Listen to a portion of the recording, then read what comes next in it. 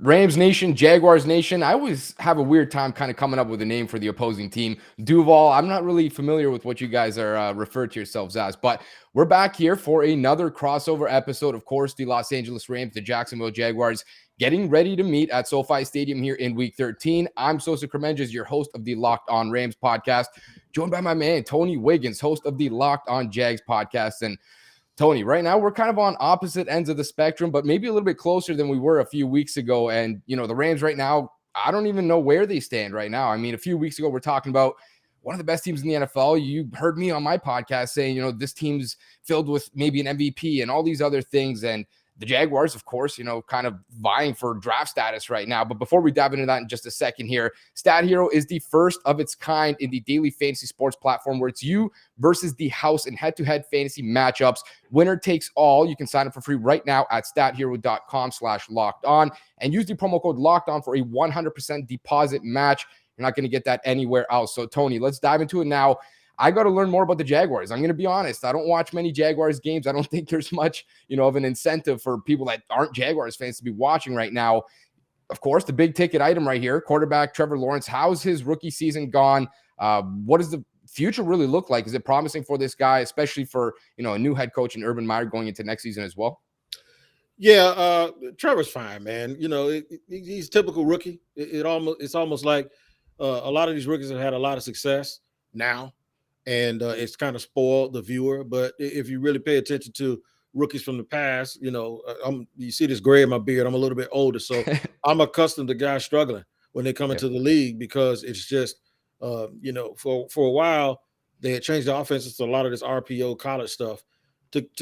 Coaches did that on purpose. They went to college to try to find out how they could make these guys more successful early because guys were getting fired, man. Coaches were getting fired because it wasn't happening fast enough and quick enough. But now NFL people have caught on to that too. And when you go to a 1-15 team, you're supposed to struggle. I think a lot of times we sit and think he's the golden child, he's this, he's that, he's the most this and the most that. Football is about more than just one person. It's not like basketball where one guy sort of changes the entire complexion of a team in a short period of time. Football doesn't work like that. It doesn't allow you to get away with that. So he's fine. You can see his talent. Lately, he's been struggling because he's trying to do too much, playing hero ball, does not have a lot of weapons. But you said you didn't watch a lot of Jaguars football. You didn't know what to expect. You would think that a team that's won 3 games in about a year and 3/4 of the way through isn't entertaining. It is, because it's like if you go to a bar 2 o'clock in the morning and you watch 2 real drunk guys and they say, let's go outside and we're going to have a foot race. That's the most entertaining thing in the world because somebody's going to fall and crack their skull, right? So that's pretty much what it's entertaining, but it's entertaining for the wrong reason. Yeah, and you know what? I've had personal experience with that on this podcast, actually. My friends remember my face beating up a little bit. And like you mentioned, I think we're all kind of spoiled now with, how quickly rookies develop. And it's not the same going to a 1-win team or a 0-win team like it is for Mac Jones, for example. They're not in the same situation, so it's really hard to compare those guys. Moving to the other side of the ball, though, I think the defense is one of the more interesting pieces here for this team. I know, I look at certain guys like Josh Allen. I'm thinking back to that Buffalo game where, he kind of blows up and he's the good Josh Allen in that game. Right, so right. Kind of curious on what some of these pieces on the defensive side of the ball are. Is this secondary playing better? I feel like, I've read some of the news and some of the media recently talking about guys like Tyson Campbell even stepping up in recent weeks.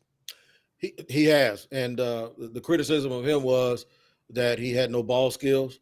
All you had to do was throw a jump ball and you were going to catch it. And that was a knock on him in college too. And he's played really well as of the last 2 weeks because he's finally figured out what Joe Cullen, who came from Baltimore, wants him to do. He wants him to play like Marlon Humphrey and keep everything in front of him, find the ball, and use his athleticism. He's a long, rangy corner, sort of like the one we had who left and came out to your neck of the woods in Jalen Ramsey. Not quite. He's not that. He has that size, though, but he's not that. JJ's a freak. So they have some pieces that are played well. They've done a pretty good job. As of late, they started to feel themselves a little bit, and they're playing with their emotions and their bravado, and it's cost them in 2 games where they couldn't get off the field on 3rd down because of personal fouls. One guy smacked the guy right in front of the referee, and it was 4th down, and it was an automatic 1st down for the other team. They have had a propensity to do dumb stuff because now they're playing with their emotions. They're playing with a lot of swag. But when that happens, You're always going to be penalized, but you can't have the penalties that allow your team to not get the possession change or that switches the momentum. You can't have them and have them at the worst, having the dumbest penalties at the worst times, and it's cost them. Yeah, that feels like the mark of a young team that's still kind of learning and getting ready to be professionals. I feel like you've probably talked about this a million times in your podcast. I hate to bring it up, but I gotta know. Urban Meyer, this whole season's been just a whirlwind. I mean, I can't even imagine what it's been like for you to have to cover it from, is this going to be the guy next year? Is this the guy that's going to bring this franchise back to the days of, Maurice Jones-Drew, Fred Taylor, all these great players, David Garrard. You think about this guy from an outside perspective, it looks kind of weird. I don't really know if they're, smart to kind of stay with this guy, if they should start looking elsewhere. Of course, it's a different kind of story for the owner whose pockets are talking, not mine. When you look at this guy, how's his first season gone? Is there expectations for, maybe not that the seat's hot, but is the clock kind of, ticking here? And ultimately, do you think this is the guy that can lead this team back? I don't, and I did, and I don't. He's done enough stuff now that has totally made me change my mind, because we're all trying to figure out around here what is the one thing that is the staple that he does well. What's the one thing you got? It ain't play calling. It's not personnel. We thought it was.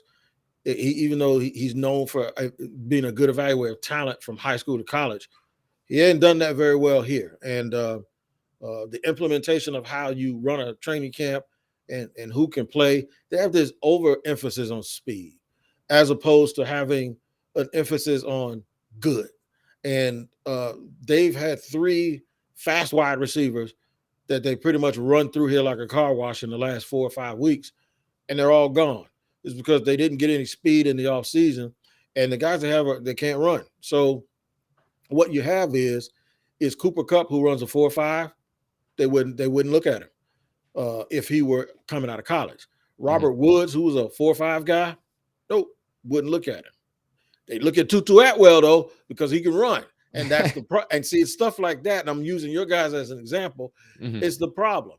But when you look around the league at DeAndre Hopkins, at Devontae Adams, at Mike Williams, at the kid in Tampa, the tall kid in Tampa, Chris Godwin, Mike Evans. Mike Evans.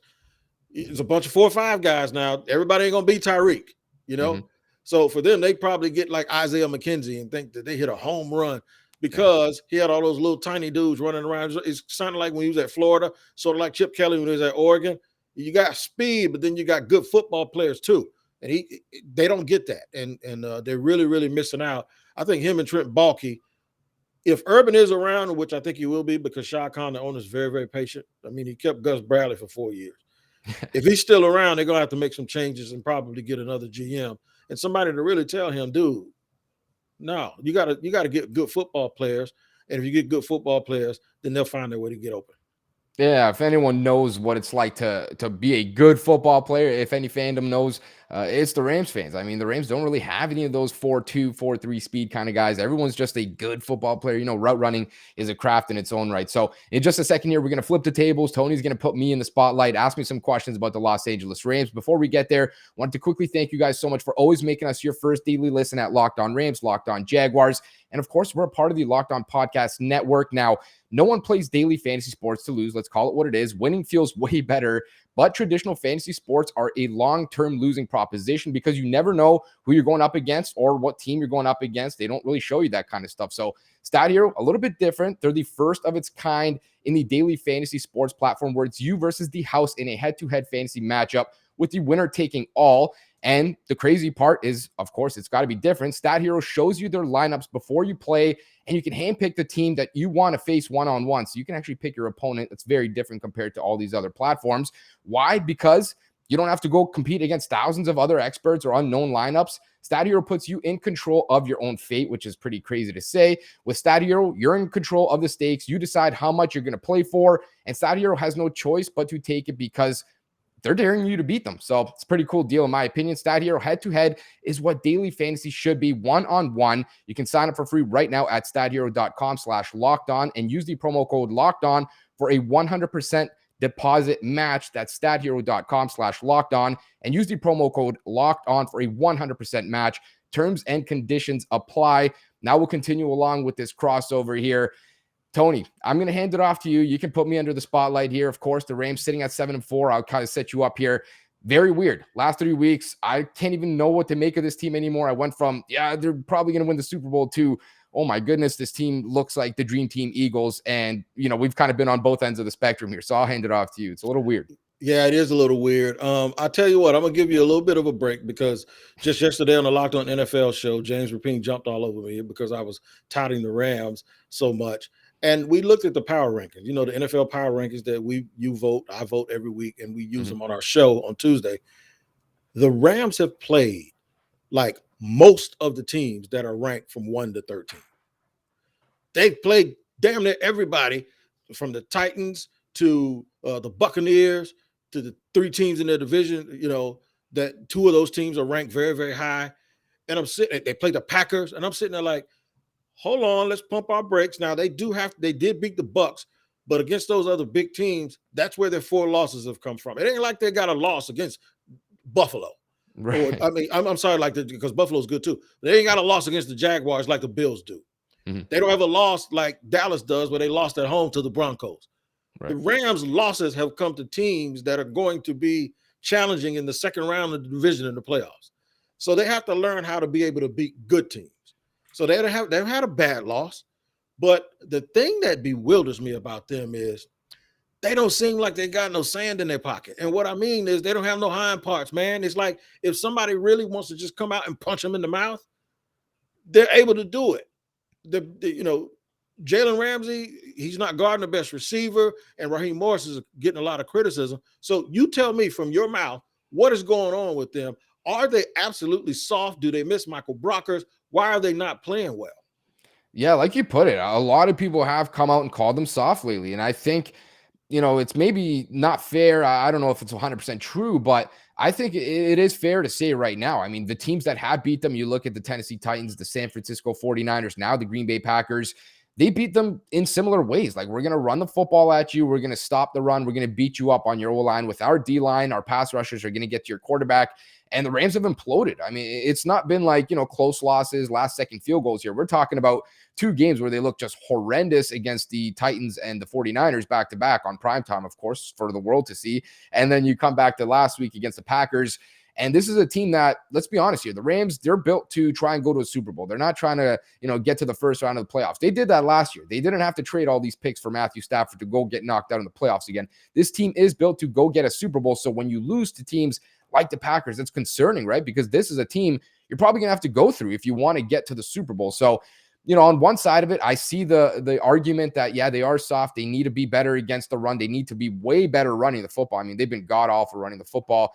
Can't move guys off the line of scrimmage. I don't really know how that's going to get fixed. But at the end of the day, I still think they have all the talent in the building that they need. They just need to find a way, to gel and really to get that momentum back. I feel like ever since that fourth quarter against the Houston Texans a few weeks ago, I want to say 4 or 5 weeks ago, the Rams benched everyone. They were up like 38-0 or something.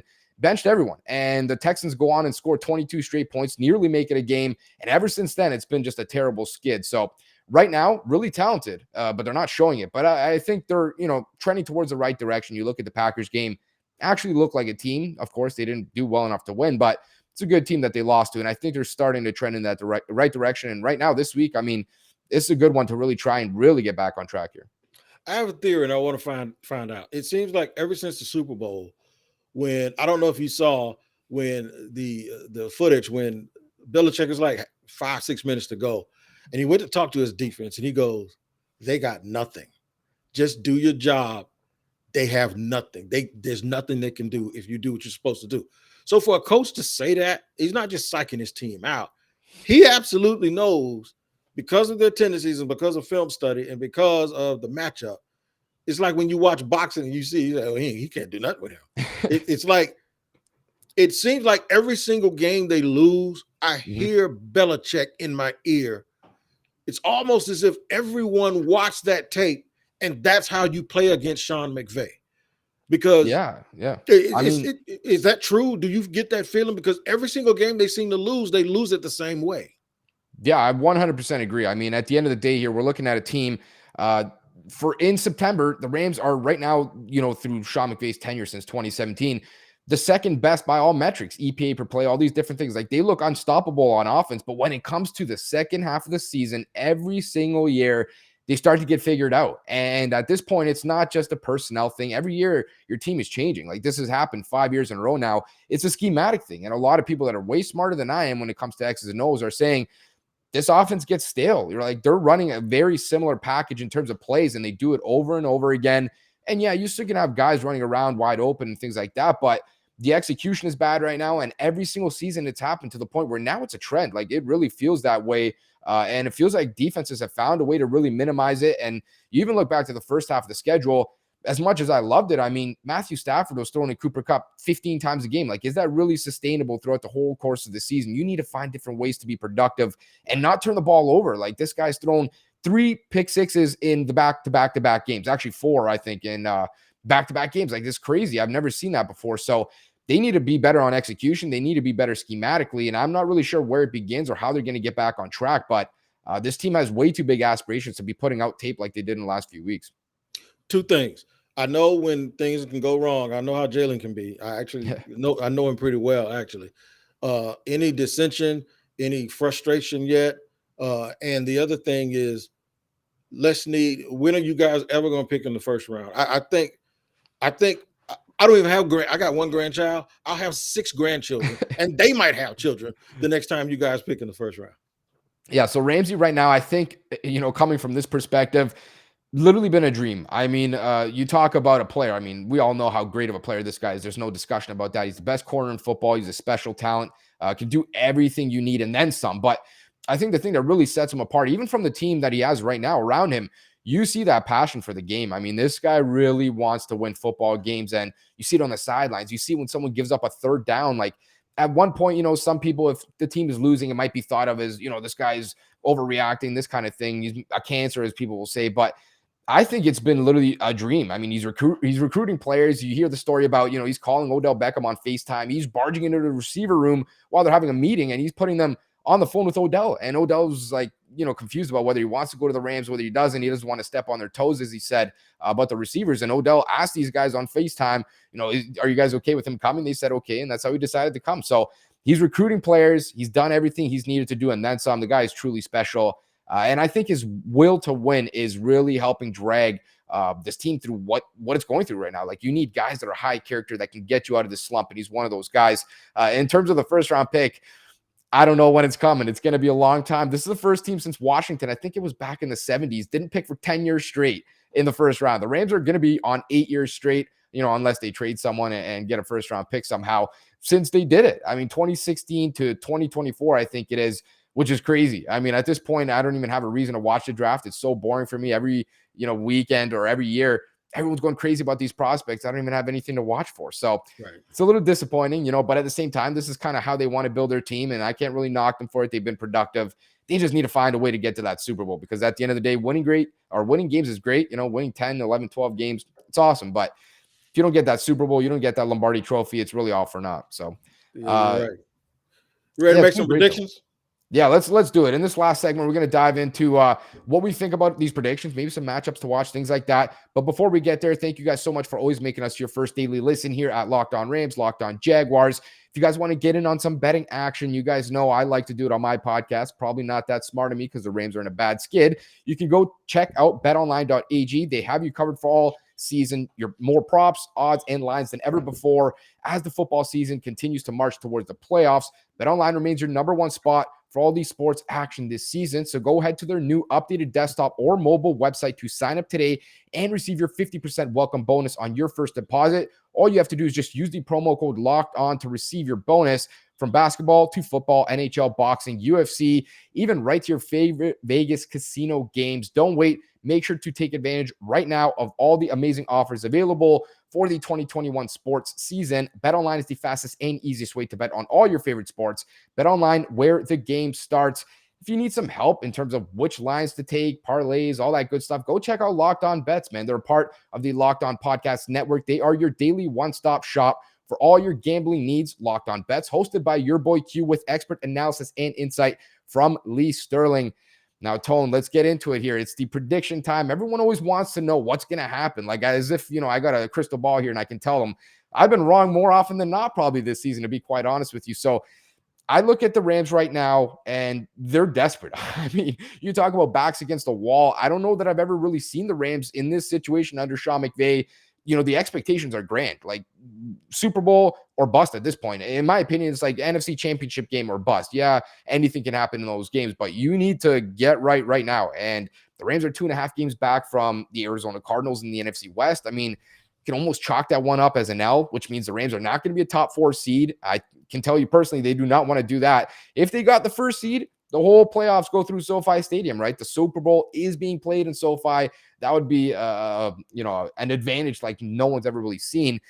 I look at the Rams right now. They're desperate. I can't see them not having this sense of urgency. Of course, they're a little bit more talented as well than the Jaguars are. They're at home, which is good for them as well. I'm going to have to pick the Rams in this one. I think they're going to get back on track. I still don't trust them fully to really have, the cleanest game or the best game. So I do think the Jags are going to find a way to at least be a little bit productive as well. In terms of a score prediction, I might go with something like, 31-17, which is going to be close enough to be a game. But I still think the Rams are just a little bit too talented and way too desperate right now to give those Jaguars their third win. But I'm going to hand it over to you. The Jaguars have not protected Trevor Lawrence well, especially from the right side. So if Leonard Floyd ever wants to have a breakout game when he lines up in front of Jawan Taylor, he's going to be able to do it. The Jaguars' best chance to win is James Robinson. It's to try to do to them what everyone else has done, and that's run the football. And they can block. They can run block. They can definitely. All of those guys, all 5 of them are really good at moving people out of the way. They don't have a lot of speed at receiver. If it gets into a track meet, they're going to lose. Good news for Rams fans is, bad news. Here's good news, bad news. Bad news, good news for Jaguar fans is when they played the best opponents, the team has played the best. The best team they played this year is Buffalo. They beat them. Next best team they played was Tennessee. They were in the game. Well, no, they played Arizona, and they were leading at halftime. So they played those 3 teams, and they've been tough. So whenever they have a situation like this, you can count on them to put their best foot forward.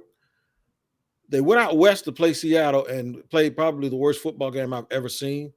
And I'm hoping that they travel better this time. The good news for the Rams is that whenever you're a sick football team, you need an antibiotic. The Jaguars have been, everyone who's been sick, they've been the elixir that actually got them well. So if you look up football antibiotic in the dictionary, there's a picture of the Jaguars logo right there. So I don't think they're going to beat them. I think the West Coast traveling and eventually just the top line talent. We've talked about the GOAT. I think he's the best corner in the league. I think the best defensive lineman I've probably ever seen is Aaron Donald. They just have too much speed and too many ways that they can make plays and score points. And then the other thing that they do, the 49ers, much like San Francisco, they're a rhythmic offense. Teams that get in rhythm like that and can extend drives with short passes, the Jaguars struggle with them. The 49ers, let me tell you this, the 49ers played the Jaguars. So on the first drive, I'm going to give you the stats. It was a 21-play, 87-yard drive after the opening kickoff that took 13 minutes and 5 seconds off the clock. That's a lot. That's a whole lot. And then I check this out. They only got 3, but then they kicked off and the Jaguars went 3 and out. And they got the ball back and ran like another 7 minutes off the clock. The Jaguars got the ball back again and turned it over. They were huffing and puffing, man. It was unreal. They had only run 18 plays midway through the third quarter. Can't get off the field. Yeah. Can't get off the field. So I'm going to say LA 37, Jaguars 10. Yeah, I think you gave Rams fans a little bit of PTSD right there because it's been the exact same problem with their defense, man. Same thing. I mean, it's been so frustrating. You see them get into 3rd and 8, 3rd and 7, 3rd and 9, 3rd and 6, whatever the case is, and they just continue to convert. Last week, the Packers had a 15-play drive. I think it was the first drive of the game, actually. Longest drive of the season that didn't go for points. I don't know how you don't score in 15 plays. It's absurd, but the Rams have had the very same issue on the defensive side of the ball. I think the one area that they're going to really find a way to step up in this one is to pressure Trevor Lawrence, right? You talk about Aaron Donald. Of course, this guy's probably the best player I've ever seen in my lifetime too. And Von Miller, who really came to life last week. He looks like he's developing now. He's getting comfortable in that defense. Leonard Floyd, of course, another good player as well. Just feel like these guys have to kind of put the onus on them. The secondary is not as good as it was last year. The second level of the defensive linebackers, specifically number 51, Troy Reader, he's just not good. I mean, he's not a starting quality player, and they need to win with a four-man rush. Like, this is why you traded all these picks, why you paid Leonard Floyd $16 million a year, why Aaron Donald is, highly drafted and paid record-breaking money. They need to start winning, and I feel like they're really going to take out that wrath kind of on Trevor Lawrence this week, which is a little unfortunate because that guy has been getting hit a lot. I watch, every now and again, I got the game on in the back. I don't exactly focus, and I just see him running for dear life. Feels like every play. I don't know how. I don't know how he survived. Kudos to him for being tough. That kid's, I think he's going to be a good one. But yeah, I think the Rams are going to win this game. It should be a good one, though. Hopefully everyone can stay healthy and get out of it alive. Tony, is there any last parting thoughts, my friend? No, man, we just thank everybody for making us their first listen every single day. And make sure they check out the Locked On Bets podcast, obviously, with your boy Q and Lee Sterling, as you said, to get all the information you need before you make your bets on Bet Online. Just tell everybody to take care of each other, man, over here from the East Coast to down south to the West Coast. It's all love from Locked On Jaguars, and this is fun. Yeah, absolutely. And we'll extend that all the way up to north in Canada, where I'm at. So thank you guys so much for listening. Of course, Locked On Rams, Locked On Jaguars. Make sure to keep tuning back in throughout the rest of this week. I usually do a mailbag on Friday. I'm not sure what Tony has planned, but I'm sure it's going to be good for you guys as well. And then into next week, when we start to recap these games, hopefully, both fan bases have something eager and good to listen to. Thank you guys so much for another crossover episode. Enjoy this game, and we'll see you in the next one.